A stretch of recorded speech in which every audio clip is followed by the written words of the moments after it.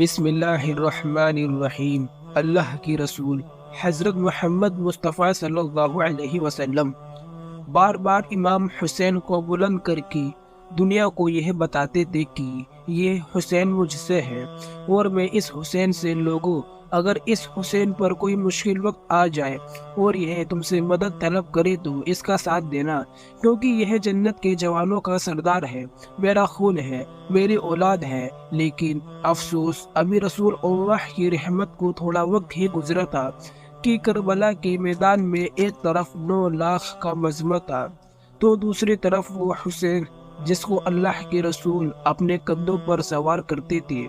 امام حسین علیہ السلام اپنے نانا کی امت سے بار بار کہتے رہے کہ کیوں میرا راستہ روکا ہے؟ لوگوں پہچانو، میں تمہارے نبی کا نواسا ہوں۔ کیوں 3 دن سے میرے بچوں کو پیاسا رکھا ہے؟ کیا میرے عدین کاری کو شہید کیا ہے؟ بتا، کیا میں نے رسول اللہ کی شریعت میں تراویح کی ہے؟ کسی انسان کا حق کھایا ہے؟ کسی انسان پر ظلم کیا ہے؟ اتنے میں فوزی یزید ایک آواز میں کہنے لگی ہے، حسین، ہم سب تجھے تیرے پاپا علی کے پکش میں قتل کر رہے ہیں تاکہ یزید ہماری جولیاں دولت سے بھر دے۔ امام حسین نے فرمایا ہے، لوگوں، آج جس اسلام کا عالم تمہارے ہاتھوں میں بلند ہے، یہ عالم میرے بابا علی نے بلند کیا ہے۔ مت بھولنا، خیبر خندق میں اگر ریلی نہ ہوتے تو اسلام کی فتح ناممکن تھی۔ وہ علی جس نے پوری زندگی اسلام کی تبلیغ کی، حق کو بلند کیا، رسول اللہ کی حفاظت کی، آج اس علی کو یہ عرض دے رہے ہو، لوگوں بتاؤ، اللہ کے رسول نے بار بار میرے بابا علی کا ہاتھ پر بلند کر کے فرمایا تھا کہ جہاں حق ہوگا وہاں علی ہوگا، جہاں علی ہوگا وہاں حق ہوگا، اور آج اس علی اور اولاد رسول کو یہ جل دے رہے ہو۔ اتنے میں یزید کی فوج کے سپہ سالاروں نے دیکھا کہ کہیں فوج میں بغاوت نہ ہو جائے۔ شرم کیا دیکھ رہے ہو، حملہ کرو۔ بس لاکھوں کی فوج نے جب رسول اللہ کے نواسوں پر حملہ کیا، امام حسین علیہ السلام نے اللہ کا نام لیا اور ذوالفقار کو یہاں سے نکالا۔ تاریخ گواہ ہے، ایک طرف لاکھوں کا مجمع اور ایک طرف 3 دن کا بھوکا پیاسا حسین۔ اپنی اعلی زمین پر اس طرح کی جنگ ہم نے پہلے کبھی نہیں دیکھی تھی کہ ایک تنہا انسان لاکھوں کے مجمع کو اس طرح سے نار کر رہا ہے کہ فوجیں کیا واپس پلٹ کر بھاگنے لگی۔ امام حسین فوزی یزید سے مختم ہو کر فرماتے ہیں، ہاں، 3 دن کے بھوکے کی جنگ دیکھو، 3 دن کے پیاسے کی جنگ دیکھو، رسول کے اس نواسے کی جنگ دیکھو، اس کی جنگ دیکھو جس کا جوان بھائی مارا گیا، جس کے جوان بیٹے کو نظروں کے سامنے قتل کیا گیا، جس نے اپنے ہی ہاتھوں سے اپنے بچوں کی قبر بنائی۔ امام حسین شیر کی طرح سے لڑ رہے ہیں۔ اتنے میں آوازیں آئی جاتی ہے، حسین تیرا اللہ تجھ سے راضی ہوا۔ بس اس صدا کا سننا تھا۔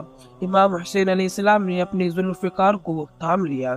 اتنے میں عمر بن سعد کہتا ہے، شرم کیا دیکھ رہے ہو، یہ علی کا شیر ہے، اس کو مات دینا ناممکن ہے، جاؤ درم کو آگ لگا دو۔ بس کچھ جعلی باڈی BBIO کے شیموں کو آگ لگا دی اور کچھ امام حسین کو دور سے تیر مارنے لگی۔ امام حسین کبھی BBO کے خیموں کی طرف بڑھتے ہیں، کبھی فوج کی طرف جاتے ہیں۔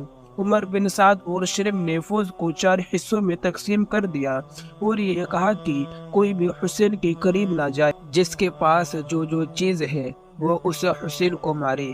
جس کے پاس نیتا تھا اس نے نیتا مارا، جس کے پاس تیر تھی وہ تیر مارتا رہا، جس کے پاس برچھی تھی وہ برچھی مارنے لگا، جس کے پاس مارنے کے لیے کچھ نہ تھا وہ کربلا کی کرو بھیڑ سے بٹی اٹھا کر امام حسین کی طرح امام حسین کے جسم مبارک پر ہزاروں زخم لگتے رہے۔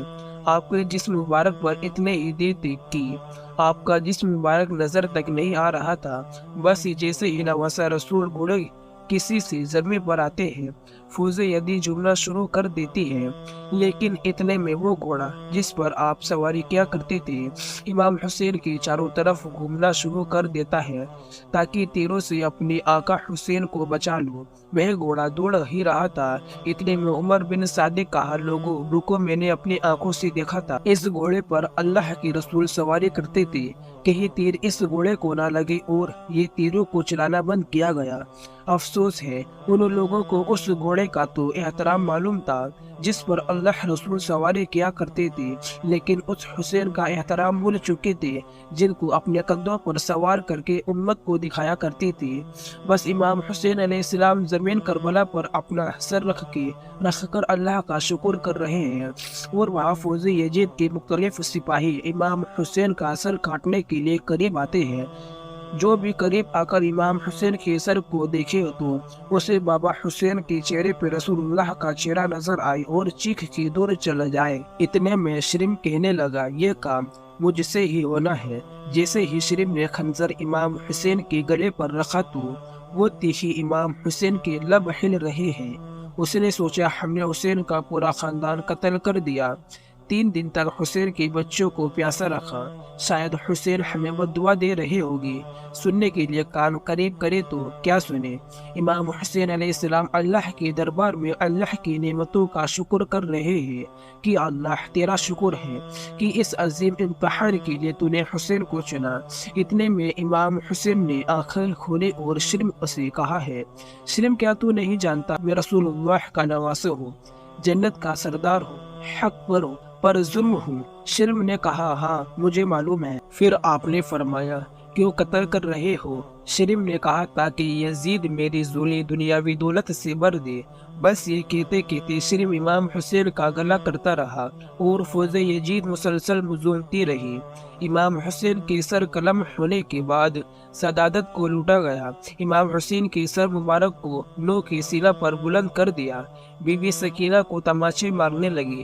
رسول اللہ کی نواسی کے سر سے چادر کو لوٹ لیا اور امام حسین کے جسم مبارک کی توہین کرنے لگی۔ تاریخ نے لکھا امام حسین کے جسم پر جو چیزیں تھی ان کو لوٹنے لگے۔ اتنے میں ایک شخص امام حسین کے جسم کے قریب آیا۔ امام حسین کے ہاتھوں میں ایک انگوٹھی پہنی تھی، اتارنے کی کوشش کی نہ اتری، وہ انگلی کاٹ کر انگلی لے گیا۔ آپ کے جسم مبارک کو رسیوں سے باندھ کر کربلا گرم زمین پر ادھر سے ادھر پھرایا گیا۔ اتنی عمر بن سعد نے کہا ہے، شلم حسین اور اس کی ساتھیوں کی لاش کہاں میں حشر کرتے ہیں کہ رہتی دنیا تک کوئی بھی یزید کے خلاف آواز نہیں اٹھائی۔ سب کے جسم سے سروں کو کاٹ لو اور سب کی لاشوں کو پامال کر دو۔ زمین کربلا گواہ ہے، کہیں سے کوئی قبیلہ اٹھ کے آتا ہے اور کہتا ہے کہ ہم حور کی لاش کو پامال ہونے نہیں دے گی۔ کہیں بی بی ام لیلا کا قبیلہ کیا کہتا ہے کہ ہم علی اکبر کا لائے شاہ پامال ہونے نہیں دے گی۔ کہیں بی بی رباب کی قبال کی لوگ کہتے ہیں ہم علی اصغر کا لاش پامال ہونے نہیں دے گی۔ ایک ایک شہید کی لاش بابا ہونے والی جگہ سے ہٹائی گئی۔ تاریخ گواہ ہے، صرف رسول اللہ کا اکیلا نواسہ کربلا کی گرم زمین پر پڑا رہا اور مغرب کے گھوڑوں مشرق کی طرف اور مشرق کے گھوڑے مغرب کی طرف دوڑتے رہے۔ حسین کا سیلا پامال ہوتا رہا۔ امام جعفر صادق علیہ السلام فرماتے ہیں، میرا سلام ہے میرے اس غریب دادا پر جس کی لاش کو اس طرح سے پامال کیا گیا کہ ان کی دائیں پسلی یا بائیں پسلیوں کی طرف چلی گئی اور بائیں پسلی دائیں پسلیوں کی طرف چلی گئی، جن کا سینہ اور پشت میں ایک ساتھ ہو گیا۔